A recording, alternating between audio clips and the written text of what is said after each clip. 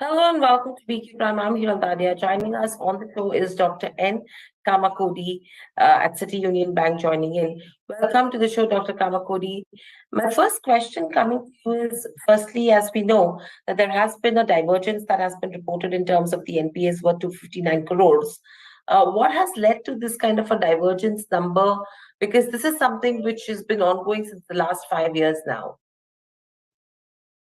See, basically, we had reported divergence 6 years back in 2016 with 82 crores.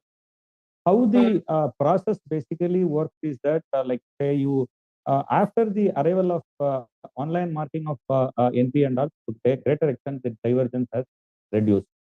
Basically, what happens is that first the system marks the like say NPA, then after that you have like say internal audit, then the branch audit, then the central office statutory audit. Multiple layers of the audits basically happen. Actually, what happens is that over the period of time, the beyond the just not paying the interest and installment on 90 days, you have other aspects which are like say basically looked into, particularly the conduct of account, how the aspect which gets basically like say the difference in opinion between the auditors, management, or subsequently the regulations and all basically come into play. Basically, even if you look into, like say, we had as given in the disclosure, 259 crores had been the difference between the what is declared by the bank and like say the which was basically given. Out of which about 25 percentage, close to 64 crores, I either had already been declared by NPA by us in the first half of the year, or those accounts had been closed. There are another few accounts where the business is actually going, but for some technical reasons and all, where the divergence and all have come, we are reasonably sure that they will be able to clear up that and work out too. Remaining 50 to 60% of that is what we have to like go for recovery steps, and whatever we can't recover, we have to go for other steps. As you might have seen, the total, like say the regulatory tolerance limit for disclosure is about 190 crore, and we overstepped that by about 70 crore. And the incremental provision that is required for that is given is about 40 crore. While our total profit after tax last year, what we declared was 760. After adjusting this, it comes to about 719, 720 crore. We have adequate profits to take this particular divergence and all. And there are certain gaps which we have found through this divergence, particularly in terms of identification, the processes and all. We are taking them seriously and we are addressing them. And the things should go as from here onwards, it should be much safer and all.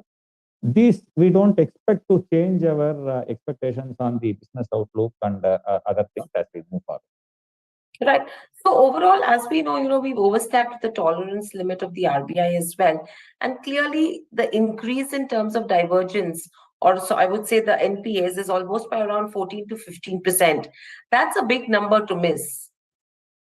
See, as we had clearly given in that, the total number of like say difference where it is coming to, actually the number of accounts above 1 crore is only 13, and they are not nothing is above 50, 60 crore and all. So there are only 13 specific accounts above 1 crore where this difference in treatment has actually come into. And each and every account has its own like reasons and like the why they were done and all. And after discussions and all, these decisions were taken. As I told you, these things are not straightforward just for missing the repayment by 90 days and all. There are multiple technical factors like the restructuring, what are all the assumptions with which it was restructured, whether they hold good, all many other factors where there were clear-cut difference in looking into the individual cases. So these are all like say 13 specific cases which constitute about 230 of this 259 crore. So it has to go to that level of micro detail. Right.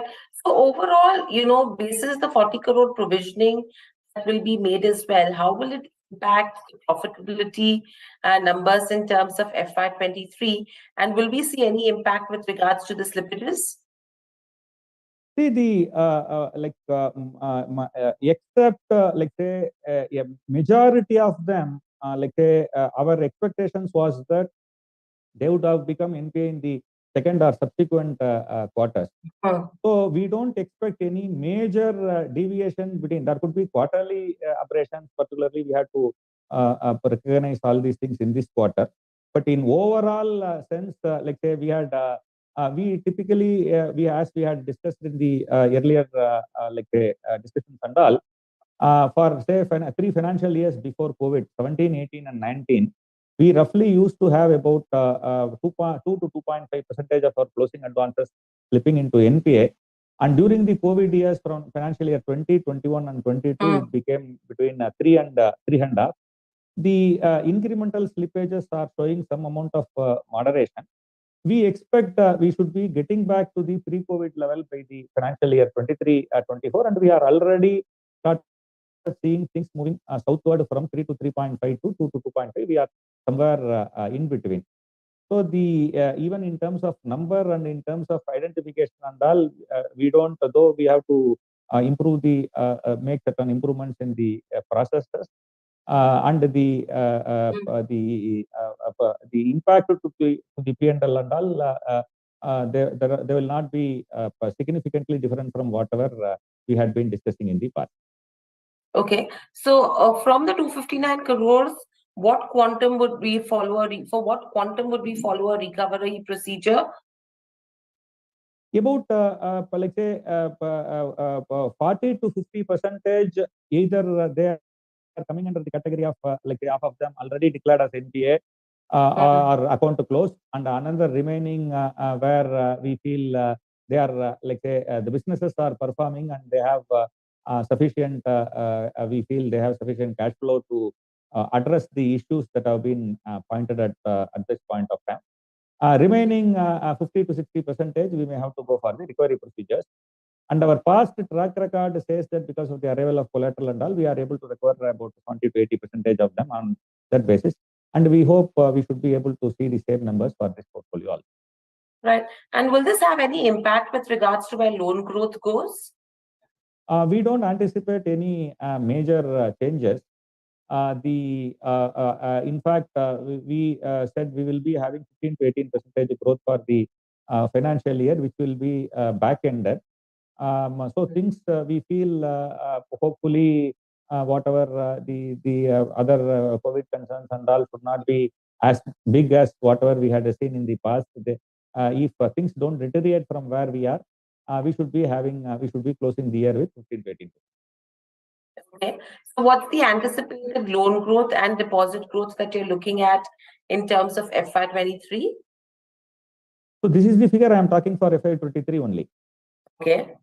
Okay. So we should be closing the year with the 15 to 18% is what we had for the financial year 22-23. Right. And any major further risks that we see on the back of, divergences that could come in the near future? See, we don't. We don't anticipate any new risk as we had been telling in the past. Definitely the slippage ratio during the COVID it was much higher compared to whatever we had during the COVID period, and it is showing a downward like a reduction, but it has not yet fully come to the pre-COVID level of the slippages, which we anticipate if things don't deteriorate, it should be getting back to 2023-24. Right. So overall, it seems things will improve from here on as well. All right. Thanks a lot, Dr. Kamakodi, for speaking to us at BQ Prime. And stay safe and speak to you soon again. Thank you. My pleasure.